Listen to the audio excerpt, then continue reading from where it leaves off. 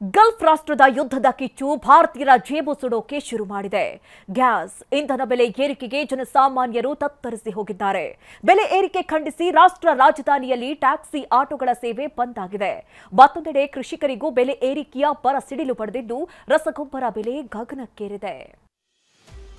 Iran America ಯುದ್ಧದಿಂದಾಗಿ ದೇಶ ಕಷ್ಟ ಕಾಲದಲ್ಲಿದೆ. ಇದರ ಮಧ್ಯೆ ಜನಸಾಮಾನ್ಯರ ಜೇಬಿಗೆ ಕೇಂದ್ರ ಸರ್ಕಾರ ಮತ್ತೊಮ್ಮೆ ಬರೆ ಎಳೆದಿದೆ. 5 ದಿನಗಳ ಅಂತರದಲ್ಲಿ ಇಂಧನ ಬೆಲೆ ಎರಡೆರಡು ಬಾರಿ ಏರಿಕೆಯಾಗಿರೋದು ಕೆಂಗಣ್ಣಿಗೆ ಗುರಿಯಾಗಿದೆ.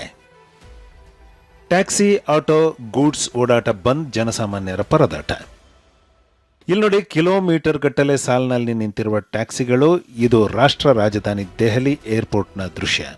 ಸದಾ ವಾಹನಗಳಿಂದ ಗಿಜಿಗುಡುತ್ತಿದ್ದ ದೆಹಲಿಯ ರಸ್ತೆಗಳು ಖಾಲಿಯಾಗಿವೆ. ಇಂಧನ ದರ ಏರಿಕೆ ಖಂಡಿಸಿ ಟ್ಯಾಕ್ಸಿ, ಆಟೋ, ಗೂಡ್ಸ್ ವಾಹನಗಳ ಚಾಲಕರು ಧರಣಿ ಸಾರಿದ್ದಾರೆ. ಕೇಂದ್ರ ಸರ್ಕಾರದ ನಡೆ ಖಂಡಿಸಿ ಟ್ಯಾಕ್ಸಿ, ಆಟೋ ಚಾಲಕರ ಆಕ್ರೋಶ ಭುಗಿಲೆದ್ದಿದೆ. ಪೆಟ್ರೋಲ್, ಡೀಸೆಲ್, ಸಿಎನ್ಜಿ ದರ ಇಳಿಸುವಂತೆ ಕೇಂದ್ರಕ್ಕೆ ಆಗ್ರಹಿಸಿ ಸಂಚಾರ ಬಂದ್ ಮಾಡಿ ಮುಷ್ಕರ ನಡೆಸಿದ್ದಾರೆ. ಇನ್ನು ಟ್ಯಾಕ್ಸಿ, ಆಟೋ, ಗೂಡ್ಸ್ ವಾಹನಗಳ ಬಂದ್ ಬಿಸಿ ಜನಸಾಮಾನ್ಯರಿಗೆ ತಟ್ಟಿದ್ದು ಸಕಾಲದಲ್ಲಿ ಆಟೋ, ಟ್ಯಾಕ್ಸಿ ಸಿಗದೆ ಪರದಾಡಿದ್ರು. ರಾಜ್ಯದಲ್ಲಿ ಇಂಧನ ಬೆಲೆ ಇಳಿಸಲ್ಲ, ಕೇಂದ್ರದ ವಿರುದ್ಧ ಸಿದ್ದರಾಮಯ್ಯ ಕಿಡಿ.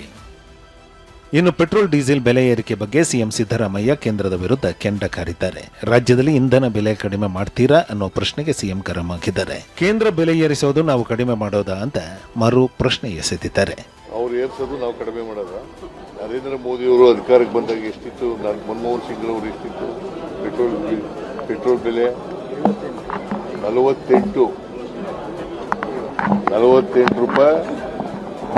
ಪೆಟ್ರೋಲ್ ಬೆಲೆ, ಡೀಸೆಲ್ ಬೆಲೆ 48 ರೂಪಾಯಿ, ಪೆಟ್ರೋಲ್ ಬೆಲೆ 70 ರೂಪಾಯಿ ಇತ್ತು. ಮತ್ತೆ ಯಾರು ಮಾಡಿದ್ರು ಇದನ್ನ?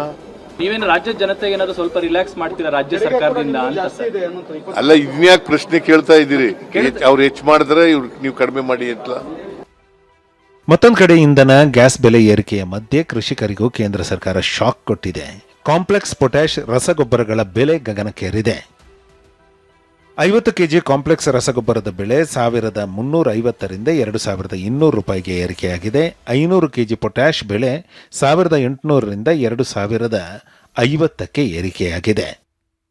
ಮಧ್ಯಪ್ರಾಚ್ಯದ ಯುದ್ಧದ ಎಫೆಕ್ಟ್ಸ್ ರಸಗೊಬ್ಬರದ ಮೇಲೂ ಪರಿಣಾಮ ಬೀರಿದ್ದು ಮೆಕ್ಕೆಜೋಳ, ಶೇಂಗಾ, ಸೂರ್ಯಕಾಂತಿ ಬೆಳೆಗಾರರು ಕಂಗಾಲಾಗಿದ್ದಾರೆ. Bureau report, TV9.